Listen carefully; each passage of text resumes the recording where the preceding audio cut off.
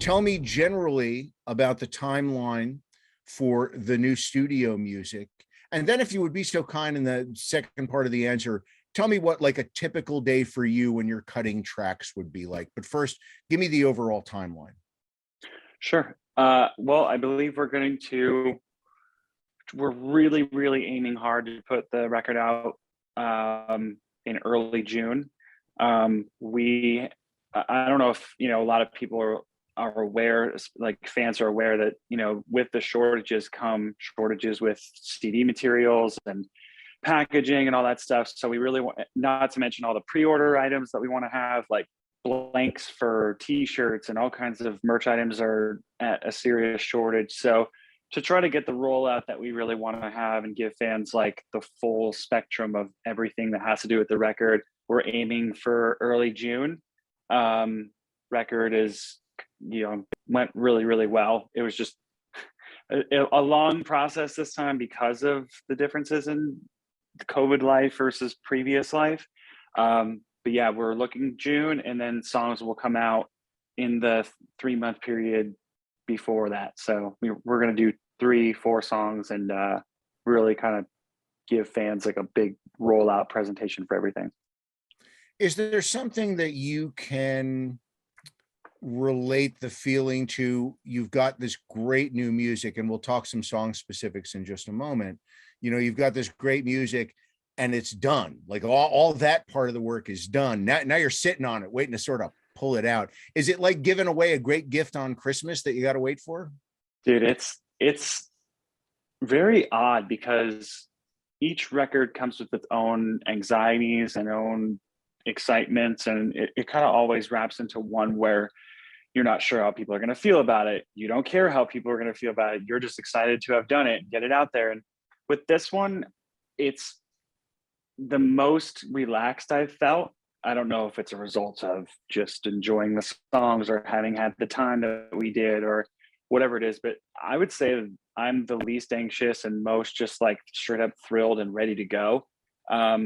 Sitting on the songs does suck because it's just like that anticipation is shared with the fans. But again, I believe the record would have been out a lot sooner pending, the materials that we would need and everything. But yeah, that's the killer is like, oh, it's done, but it's, still got to wait a couple months, but it's good. I think as soon as songs start coming out and as soon as the things really get rolling, it won't even matter anymore. So if we could go back to what was like a typical day of cutting tracks like for you, was everybody together, or are you ducking into some place to do things? Tell me how it worked this time. I should probably answer all your questions when you ask. I'm sorry. That's okay. That's why I'm here, to kind of circle back around when we need to. So Go ahead. It's different kind of each week by week. I'm present for the entirety of everything, or most of the entirety. Like sometimes the guys will record guitars at their home studios just because, technology allows that now. And, I love working in the studio. I love working with the producer. I love being in that environment because that's where it feels second best to being at a show. That's like how to create the excitement and like the feeling of like, I am here to do this, let's get it done. So other guys will send stuff. Most of the time it's just me and our producers will get tracks.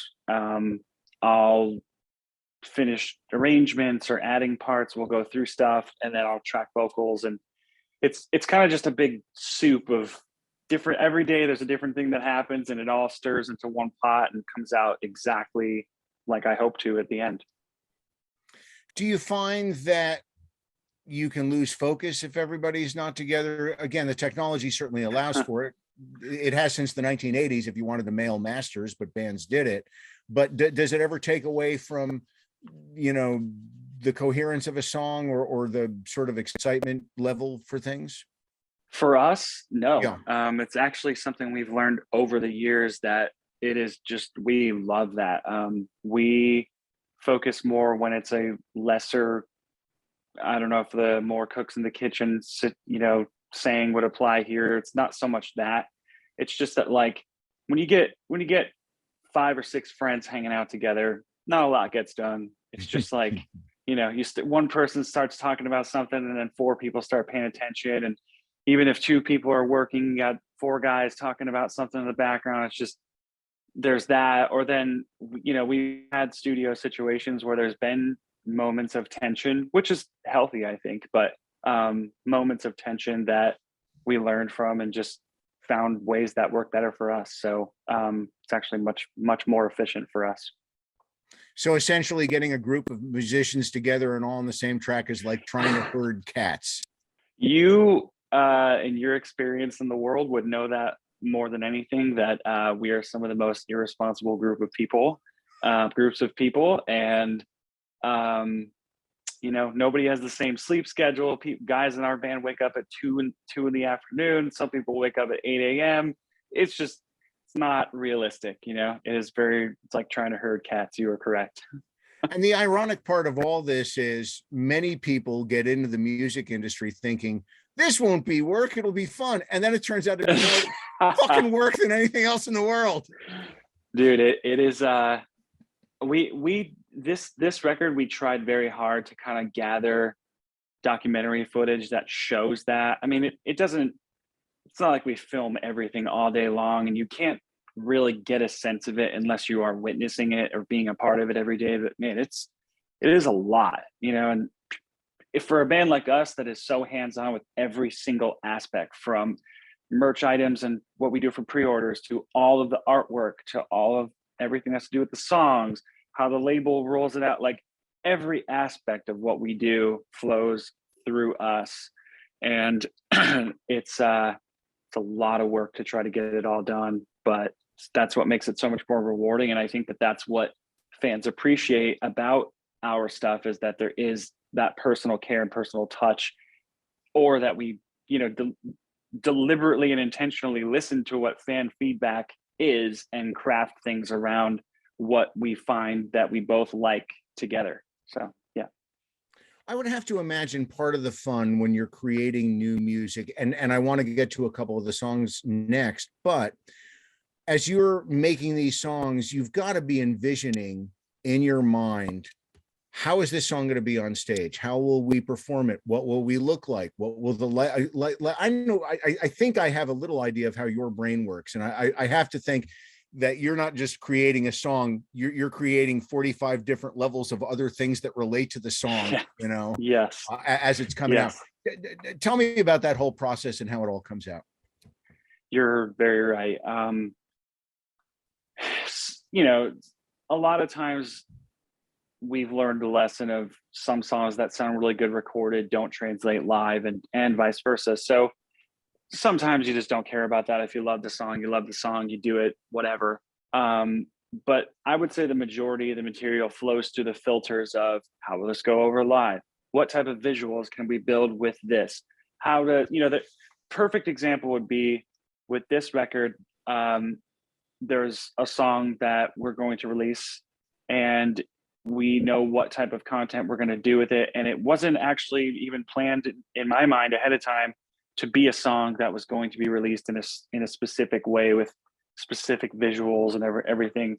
But once I heard the song, even though I didn't think it was a priority track, when you then realize that our band enables us to create a world around a song, you then recognize that in a different way than you did before. And it's really cool to kind of explore your own music and discover it even after the fact, if that makes any sense. Like it's so multi-dimensional in what we do, that things that we either plan or don't plan can come out being something that's more grand than we've expected. And it just allows things to stay feeling fresh and fun and unexpected, and not like it's just the same press play, repeat, press play thing every day.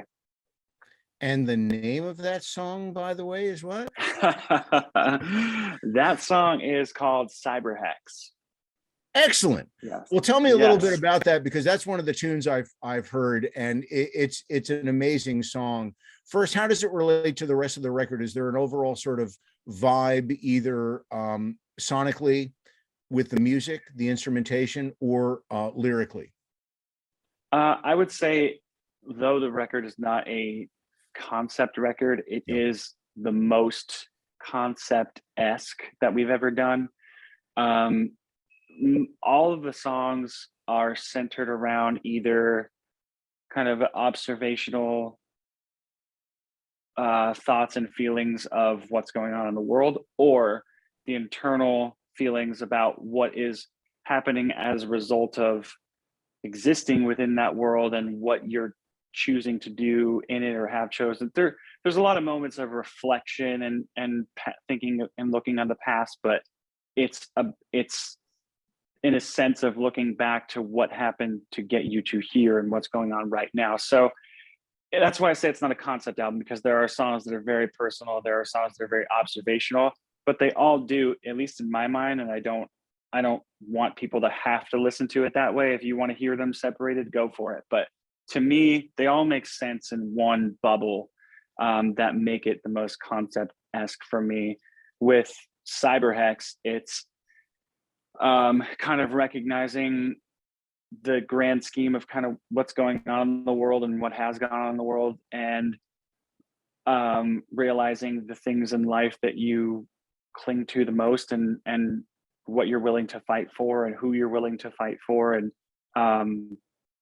I would say with that song, primarily it was about kind of, I guess you would say, like renewing my vows with my relationship with music and performing and fans and people that are really close to me in my life, and writing a song that is kind of in dedication to all that, and how that has kept me going within everything that's going on outside, where it seems like Armageddon is taking place. That's a really good point, and it brings us to the title of the record. I mean, I've joked for years that, hey, join me on the show tonight. Maybe the world's going to hell, but at least we've got a good soundtrack. And the title "Scoring the End of the World," I thought, oh man, I'll bet 50 other bands and artists heard you were going to call the album that, and they're like, we should have done that ourselves. It's so perfect. I mean, it seems pretty obvious, but why that title?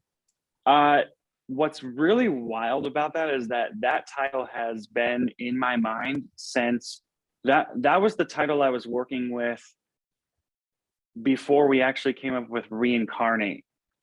So since 2014, that has been in my mind. I just thought, I really love film scoring, and I thought, that's a world I really wanted to get into and bring more into our music.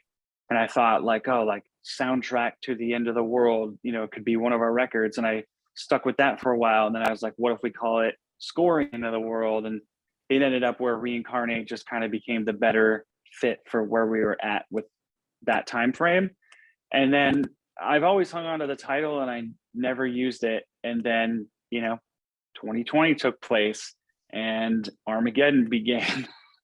And started working on the record right as soon as lockdown happened, and boom. I mean, I didn't even have to, really search for options. I was toying with another option, and then someone in my life was just like, well, there's also that title that you've been hanging on to for a while. And I was like, oh yeah, that's duh. So I didn't even have to think about it anymore after that. And it was just feels perfect for where we're at right now. Another song I'd like to ask you about, any sort of insight would be great, is Masterpiece. Mm-hmm. Masterpiece is one of the songs I mentioned where it's more self-reflective. And I felt like, we have a lot of songs that are, I don't know if you'd call them ballads, like Another Life and Eternally Yours and stuff like that.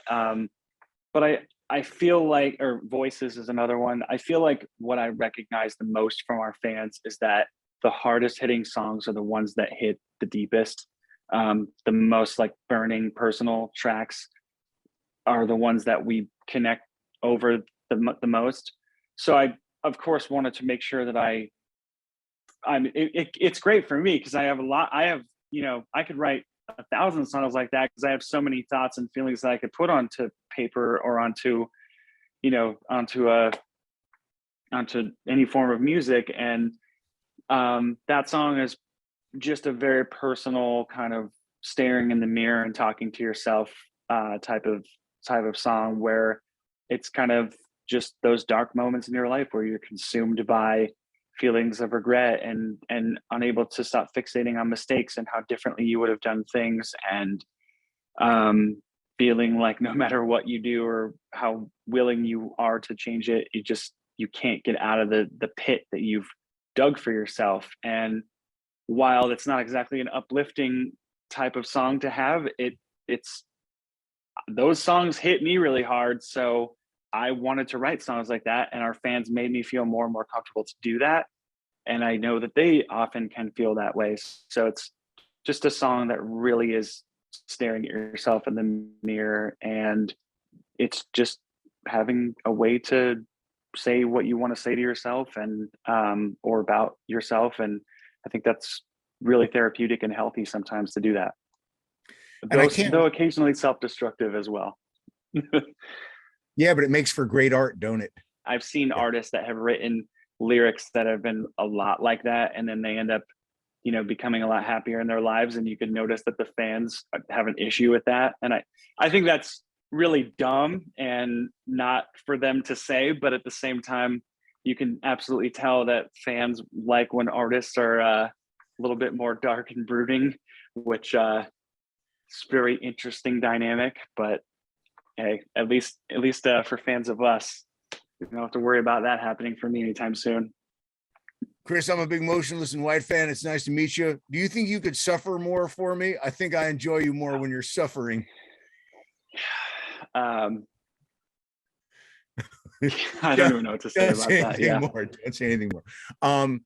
The other thing that I thought of as I was listening to the new music was I can't wait to hear this on stage. And I should hopefully, so long as nothing more goes sideways in the world, one place I'll get to see you is Rockfest in Cadott, Wisconsin. You've done that before. It's a great festival. Any particular memories of that from the past? My memories of that are, unfortunately, that we were supposed to be on it 2 different times, and 2 times we have had to drop off of it last minute. So my unfortunate memories of the show are the last time that we had to drop off was like super last minute because of another situation. And I felt so horrible, but they were understanding, and we were like, we will do it next year, please, if it's open. So I'm just really excited to actually get to do it. But you're right. We were supposed to 2 years in a row. And then Alice Cooper came knocking, and he was like, hey, you're going to come on tour with us instead. And we were like, okay, sorry, Rockfest, sorry.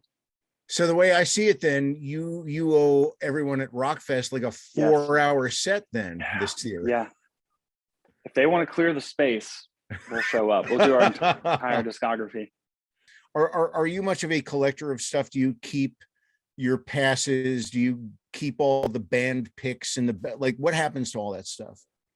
So all of my laminates and passes and certain flyers, posters, etc. I keep it all. I keep, as much digital stuff as I can, of course, on hard drives and stuff like that. But I've now been touring since 2005, 2006, and I have not yet made a display for my laminates.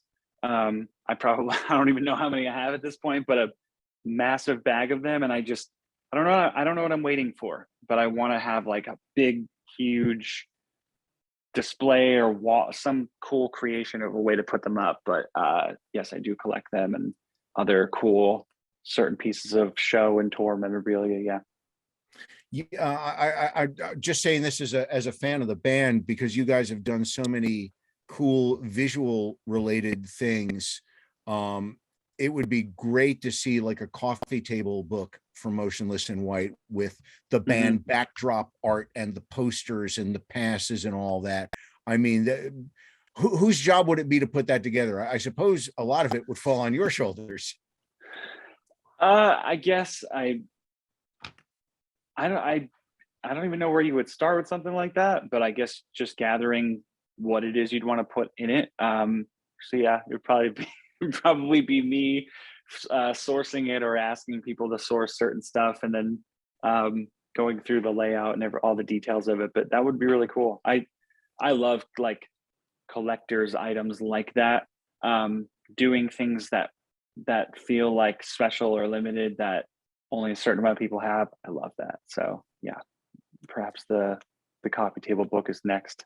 Yeah, yeah, somewhere down the line. I hope you'll think about that. Listen, Chris, it's always really great to speak to you. I mean that. I really enjoy our conversations. You're an interesting human being, and I can't wait to see you again in the flesh. I hope you remain well till then, and congrats on all the new music. The next time I see you, I will not have a hoodie and slides on. I promise.